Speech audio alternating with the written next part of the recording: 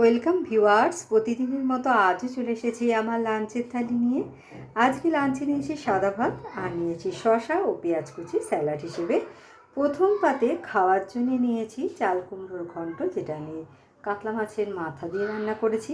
তেলে মাছের মাথাটাকে ভেজে তুলে নিয়ে ওই তেলের মধ্যে জিরে, তেজপাতা, শুকনো লঙ্কা ফোড়ন দিয়ে সরু টুকরো করে কাটা চাল কুমড়ো দিয়ে আদা, জিরে, লঙ্কা বাটা, নুন, হলুদ ও সামান্য মিষ্টি ও ভেজে রাখা মাথাটা দিয়ে আমি এটা তৈরি করেছি।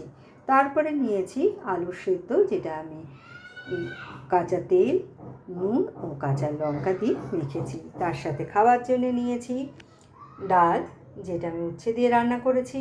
ফোড়নে দিয়েছি 5 ফোড়ন আর একটু শুকনো লঙ্কা। নিয়েছি সরপুঁটি মাছের একটা পাতলা ঝোল আলু দিয়ে। প্রথমে মাছটাকে ভেজে তুলে নিয়ে ওই তেলের মধ্যে কালো জিরে, কাঁচা লঙ্কা ও সামান্য পেঁয়াজ কুচি ফোড়ন দিয়ে আদা, জিরে, লঙ্কা ও টমেটো বাটা দিয়ে আমি এটা তৈরি করেছি। আর শেষ পাতে এই প্রচণ্ড গরমে খাওয়ার জন্য নিয়েছি একটু টক দই। তো কেমন লাগলো আপনাদের আমার এই লাঞ্চের থালিটা? ভালো লাগলে লাইক, শেয়ার এবং সাবস্ক্রাইব করবেন আমার চ্যানেলকে। Thank you for watching.